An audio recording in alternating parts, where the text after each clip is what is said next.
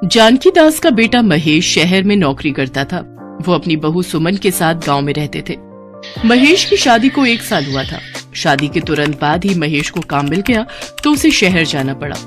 महेश अक्सर अपनी पत्नी से फोन पर बात कर लेता था। हेलो, हाँ आ रही है मुझे आवाज। और तुम ठीक ठाक पहुंच गए? मैंने तुम्हें मठरी बनाकर दी थी, वो रोजाना चाय के साथ खा लिया करना। और जैसे ही घर का प्रबंध होता है तो मुझे बता देना, मैं गाड़ी पकड़कर आ जाऊंगी। सुमन, अभी यहाँ कमरे का किराया बहुत ज्यादा है, थोड़ा पैसा जोड़ लूं। अच्छा, पिताजी तुम्हारे आसपास ही हैं, जरा बात तो करवाना। वो मेरी चिंता में होंगे कि मैं पहुंचा हूँ या नहीं। अभी बाजार गए हैं। अच्छा, अब दोबारा छुट्टी कब होगी मुझे पहले ही बता देना, ताकि मैं तुम्हारे लिए कुछ खाने पीने की बढ़िया चीजों का इंतजाम कर सकूं। इस बार तो सिर्फ तुम 2 दिन के लिए आए थे, अब की बार 1 हफ्ते की छुट्टी लेकर आना। सुमन फोन रख देती है। बहू, मैं तो घर पर ही था। तुमने महेश को झूठ क्यों बोला? और तुम ये तैयार होकर कहाँ जा रही हो?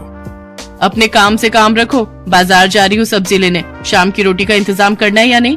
फिर रात को बोलोगे कि कुछ खाने को नहीं बनाया। आ जाऊंगी थोड़ी देर में। रोजाना इसका यही काम है, जब देखो घर से बाहर रहती है, पता नहीं कहाँ जाती है। सच्चाई तो ये थी कि सुमन के रोशन नाम के एक लड़के के साथ नाजायज संबंध थे और वो उसी लड़के से मिलने के बहाने रोजाना घर से चली जाती थी। अरे, कितनी देर लगा दी तुमने आने में? हैं? कब से तुम्हारा इंतजार कर रहा था जाने मन। क्या करूं मैं भी, वो बुढ़ा ससुर मुझे घर से निकलने नहीं देता।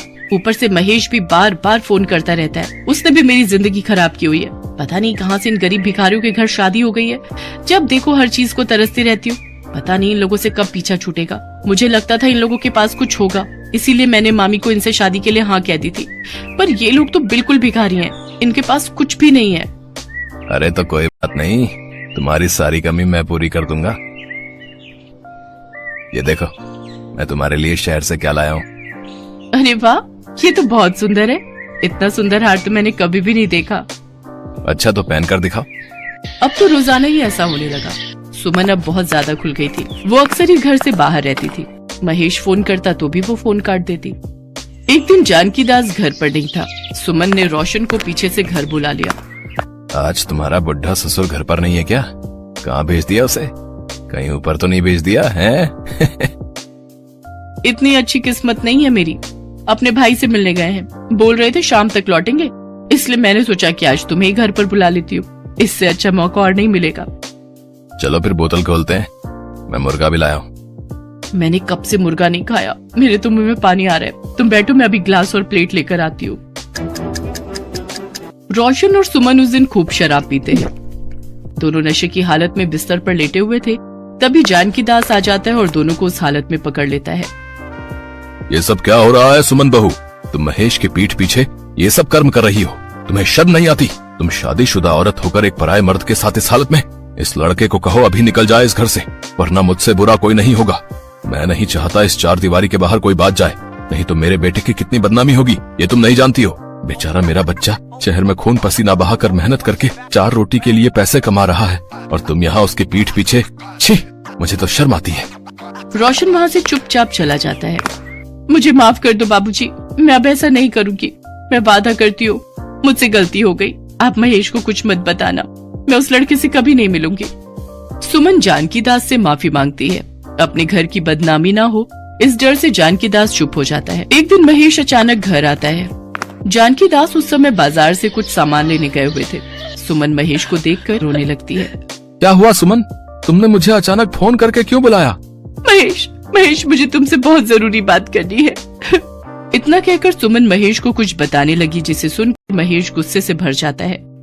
तभी जानकी दास भी घर आ जाते हैं। अरे महेश बेटा, तू अचानक? अच्छा हुआ, देख आज मैं हरी हरी पालक लेकर आया हूँ।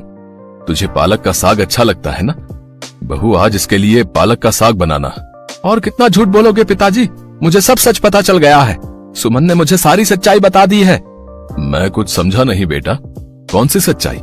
सुमन ने मुझे कहा है कि आप उस पर गंदी नजर रखते हैं और आपने उसके साथ कुछ ऐसी हरकत की है जो बताने लायक भी नहीं है। अब मैं आपको इस घर में नहीं रहने दूंगा। यहाँ से चुपचाप चले जाओ, वरना मैं भूल जाऊंगा कि आप मेरे पिता हो। तुम ये क्या कह रहे हो महेश बेटा? ये सब सुनने से पहले मैं मर क्यों नहीं गया? तुम जानते भी हो सुमन बहू ने तुम्हारी पीठ पीछे। सुनो, अगर अभी इसी वक्त ये घर से नहीं गए तो मैं जहर खाकर मर जाऊंगी। मैंने कहा पिताजी आप यहाँ से चले जाओ, मुझे आपका चेहरा तक नहीं देखना। आप अपनी बहू पर बुरी नजर रखते हो और ये बात मैं बर्दाश्त नहीं कर सकता। मेरी बात तो सुनो महेश बेटा। महेश घर का दरवाजा बंद कर लेता है। जानकी दास रोते हुए उसे आवाज लगाता है, पर महेश उसकी एक नहीं सुनता। जानकी दास रोता हुआ वहाँ से चला जाता है। अब तुम्हें डरने की कोई जरूरत नहीं है, पिताजी अब वापस नहीं आएंगे। और वैसे भी अब मैं तुम्हें यहाँ नहीं रहने दूंगा, मैं तुम्हें अपने साथ शहर ले जाऊंगा। अरे नहीं नहीं, अभी तो वैसे भी पैसों की तंगी से परेशान हो, अभी तुम वापस चले जाना, फिर जब सब कुछ ठीक हो जाए तो मैं आ जाऊंगी। अच्छा ठीक है, फिर मैं परसों वापसी कर लेता हूँ। सुमन के रास्ते का एक कांटा उसके ससुर को वो घर से निकलवा चुकी थी। अब वो चाहती थी कि जल्दी से जल्दी महेश शहर लौट जाए ताकि वो बेफिक्र होकर रोशन से मिलती रहे। पर कहते हैं ना, गुनाह कभी न कभी सामने आ ही जाता है।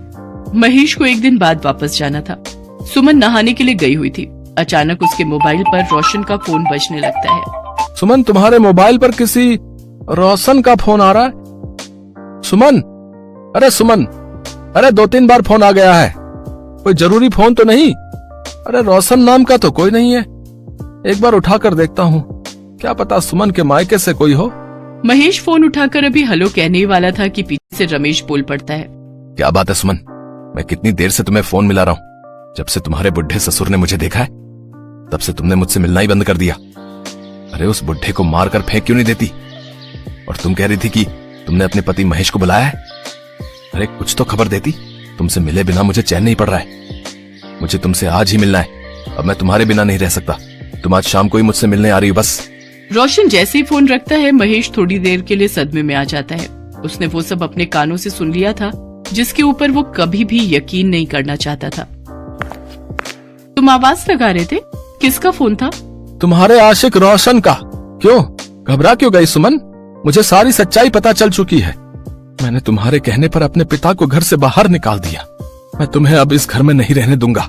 निकल जाओ मेरे घर से और मेरी जिंदगी से हमेशा हमेशा के लिए। अरे मेरी बात तो सुनो महेश, एक बार मेरी बात तो सुनो। सुमन गुस्से में महेश के सिर पर बराबर में रखा डंडा मार देती है। तभी महेश के पिता जानकी दास आ जाते हैं। इंस्पेक्टर साहब, मेरी बहू मेरे बेटे को जान से मारना चाहती थी, इसे ले जाइए और ऐसी सजा दीजिए कि आज के बाद ये किसी का भी घर बर्बाद न करे। मुझे छोड़ दो महेश, मुझे माफ कर दो। इसे ले जाइए इंस्पेक्टर साहब। पिताजी मुझे माफ कर दीजिए, मैंने आपके साथ बहुत बुरा सलूक किया। सुमन को पुलिस पकड़कर ले जाती है। पुलिस रोशन की तलाश में बहुत दिनों से थी। रोशन को भी पकड़ लिया जाता है। वो एक नामी बदमाश था। उसके बाद महेश अपने पिता को लेकर शहर आ जाता है। उसे अफसोस था कि काश सुमन जैसी धोखेबाज लड़की से 1 साल पहले उसकी शादी ना हुई होती तो आज उसे ये दिन न देखने पड़ते। पर जब अपने पिता का हाथ वो अपने कंधे पर रखा देखता है तो उसे तसल्ली हो जाती है कि कहीं न कहीं आज उसके साथ गलत होने से बच गया था।